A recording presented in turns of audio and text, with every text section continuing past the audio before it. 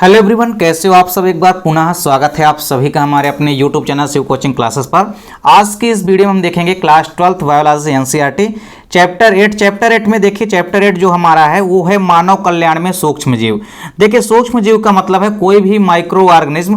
पूरे के पूरे चैप्टर में आप देखेंगे कि जो भी माइक्रो ऑर्गेनिज्म होते हैं, चाहे वो आपका फंगाई हो, चाहे वो आपका प्रोटोजोअन्स हो, चाहे इसके अलावा कोई भी बैक्टीरियंस हो, या इसके अलावा कोई भी वायरल हो, वायरल से जो भी डिसीज होंगी, या इसके अलावा बैक्टीरिया से होने वाले जो भी यहाँ पे कीटनाशी पीड़कनाशी होंगे, या इसके अलावा आप कहेंगे कि किसी भी फील्ड में या किसी भी क्षेत्र में कोई भी माइक्रो ऑर्गेनिज्म है या कोई भी सूक्ष्म जीव है, उसकी उपयोगिता कैसी है, पूरा का पूरा जो चैप्टर है इसी पर आधारित है।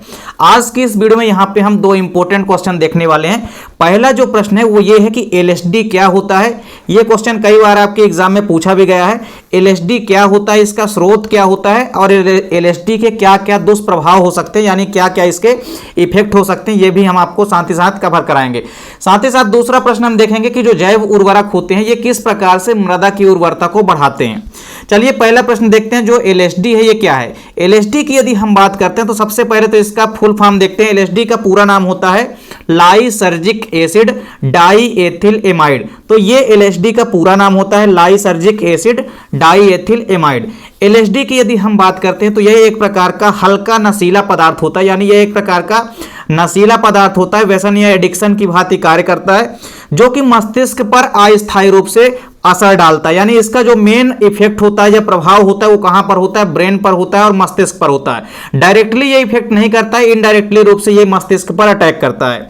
यदि हम बात करते हैं एलएसडी के स्रोत की, यानी इसका सोर्स क्या है, तो एलएसडी को हम एक कवक से प्राप्त करते हैं। कोई भी कवक है, उस कवक के वर्धी भाग से हम प्राप्त करते हैं एलएसडी को।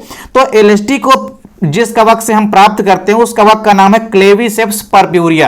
क्लेविसेप्स पर्प्यूरिया नामक जो कवक होता है या फंगाई होता है, इसके वर्धी भाग से हम इसको प्राप्त करते हैं। वर्धी भाग आपको पता होगा, प्लांट के तीन ही वर्धी भाग होते हैं। एक होता है रूट, स्टेम और लीफ। ये तीनों के तीनों भाग होते हैं वर्धी भाग। तो पौधे के जो तीन वर्धी भाग होते हैं, इन वर्धी भागों से ही हम क्लेविसेप्स पर्प्यूरिया नामक जो कवक है इसके वर्धी भाग से हम एलएसडी को प्राप्त करते हैं।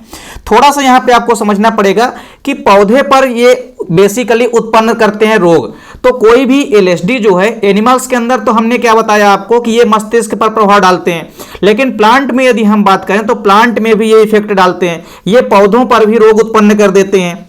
जैसे जो राई का पौधा होता है, आप राई का पौधा देखे होंगे जिसको ब्रेसिका जॉन्सिया कहते हैं। राई के पौधे पर ये कवक जो होते हैं एगार्ट नामक रोग पैदा कर देते हैं। राई के पौधे में आप देखे होंगे कि जो उसकी लीफ होती है जगह जगह पे उस पे स्पॉट आ जाते हैं। तो ये एगार्ट नामक रोग पैदा कर देते हैं राई यानी कि ब्रेसिका जॉन्सिया के अंदर। आप सरसों का प्लांट देखे होंगे, सरसों की ही दूसरी किस्म होती है राई, जो कि हल्का उसके जो बीज होते हैं वो सरसों की अपेक्षा थोड़ा छोटे होते हैं। अब इसके बाद आप देखेंगे कि जो एरगाट है या एरगाट नामक जो रोग है, इसको एकत्रित करके ये अर्क से एलएसडी प्राप्त किया जा सकता है।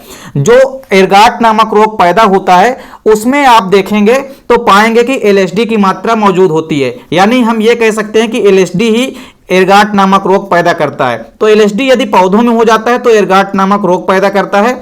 इसके अलावा एनिमल्स के अंदर यदि एलएसडी का प्रभाव होता है कहां पर, मस्तिष्क पर यानी कि ब्रेन पर। इसके कई सारे दुष्प्रभाव भी होते हैं। सबसे पहला जो दुष्प्रभाव यह है कि कोई भी जो व्यक्ति है उसके मस्तिष्क पर यह प्रभाव डालता है, जिसके कारण कोई भी व्यक्ति का जो मस्तिष्क है उसके अंतर्गत जो उसका व्यवहार होता है, बिहेवियर होता है, इसके अलावा जो रहन सहन का तरीका होता है, या इसके अलावा जो बोधगम्यता होती है, व्यक्ति के सोचने समझने की क्षमता होती है, इसमें क्या आ जाता है, परिवर्तन अचानक से आ जाता है। दूसरा इसका इंपॉर्टेंट दुष्प्रभाव क्या है कि रक्तचाप यानी कि ब्लड प्रेशर जिसको आप कहते हो, या रक्तदाब आप कह सकते हो, रक्तदाब भी बढ़ जाता है। तो एलएसडी के प्रभाव के कारण रक्तदाब या रक्तचाप भी बढ़ जाता है। और यदि कोई भी गर्भवती या प्रेग्नेंट लेडी यदि इसका ज्यादा मात्रा में प्रयोग करती है तो उसका गर्भपात भी हो सकता है। तो इस प्रकार से आप देखेंगे कि ये एक प्रकार का नशीला पदार्थ होता है जो कि कई सारे इफेक्ट या दुष्प्रभाव उत्पन्न करता है। तो एलएसडी का आपको पूरा नाम, इसके अलावा एलएसडी के स्रोत और दुष्प्रभाव आपको याद रखना है, कई बार आपके एग्जाम में पूछा जाता है। इसके बाद जो दूसरा प्रश्न है वो ये है कि जैव उर्वरक जो होते हैं ये किस प्रकार से मृदा की उर्वरता को बढ़ाते हैं। सबसे पहले तो आपको यह समझना है कि जैव उर्वरक होते क्या हैं। तो देखिए जैव उर्वरक के अंतर्गत हम स्पेशली किसको किसको शामिल करते हैं, माइक्रो ऑर्गेनिज्म को शामिल करते हैं। यानी जैव उर्वरक एक प्रकार के जीव होते हैं। अब इस जीव के अंतर्गत देखिए कौन कौन से जीव आ सकते हैं, या तो बैक्टीरिया आ सकता है, इसके अलावा साइनोबैक्टीरिया आते हैं, इसके अलावा कुछ कवक होते हैं। तो ये सभी के सभी किसमें आते हैं, जीवों के अंतर्गत आते हैं। तो सूक्ष्म जीवों के अंतर्गत कवक आएंगे, जीवाणु आएंगे, साइनोबैक्टीरिया आएंगे जिसको हम नील हरित शैवाल यानी कि ब्लू ग्रीन एल्गी कहते हैं। इसके अलावा ये तीनों के तीनों जीवाणु, चाहे वो आपका कवक हो या इसके अलावा जीवाणु और साइनोबैक्टीरिया, ये तीनों के तीनों क्या करते हैं कि वायुमंडलीय जो नाइट्रोजन होती है उसका स्थिरीकरण करते हैं। और आपको पता है कि जब भी वायुमंडलीय नाइट्रोजन का स्थिरीकरण होता है उसके द्वारा कार्बनिक पदार्थों की मात्रा जो है परिवर्तित होती है। और कार्बनिक पदार्थों की मात्रा जब परिवर्तित होती है तो निश्चित रूप से जो मृदा की उर्वरता है उसमें वृद्धि होती है। यानी ये तीनों का काम क्या होता है, ये वायुमंडल की जो नाइट्रोजन है उसका स्थिरीकरण करते हैं और स्थिरीकरण करने के पश्चात कार्बनिक रूप में परिवर्तित कर देते हैं। देखिए जो नाइट्रोजन होती है ये कई प्रकार से कंपाउंड्स के फॉर्म में होती है जिसको छोटे छोटे भागों में नाइट्रोजन का फिक्सेशन किया जाता है। तो मिट्टी में जो नाइट्रोजन होती है वो डायरेक्ट नाइट्रोजन के रूप में तो रहती नहीं है, उसको या तो नाइट्रेट के रूप में रहती है या नाइट्राइट के रूप में रहती है।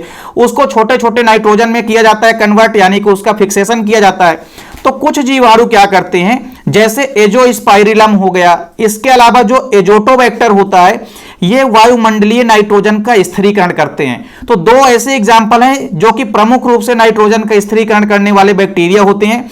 इसके अलावा बहुत सारे साइनोबैक्टीरिया भी होते हैं जो कि नाइट्रोजन का स्थिरीकरण करते हैं और भूमि की उर्वरा शक्ति को बढ़ाते हैं। तो दोनों के दोनों आपको एग्जाम्पल याद रखना, या तो जीवाणु में आपको लेना है एजोस्पाइरिलम और एजोटोबैक्टर। ये दोनों क्या करते हैं, वायुमंडलीय नाइट्रोजन का स्थिरीकरण करते हैं, यानी कि नाइट्रोजन का फिक्सेशन करते हैं और भूमि की उर्वरा शक्ति को बढ़ाते हैं।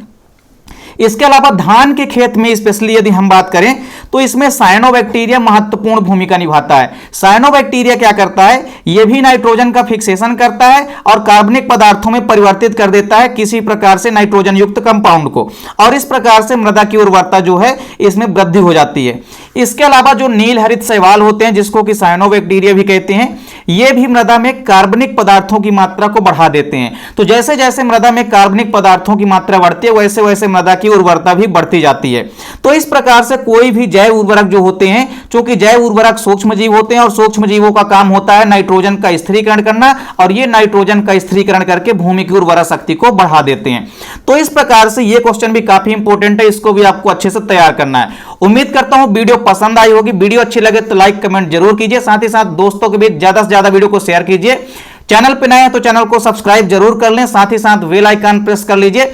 मिलते हैं नेक्स्ट वीडियो में, तब तक के लिए जय हिंद, वंदे मातरम।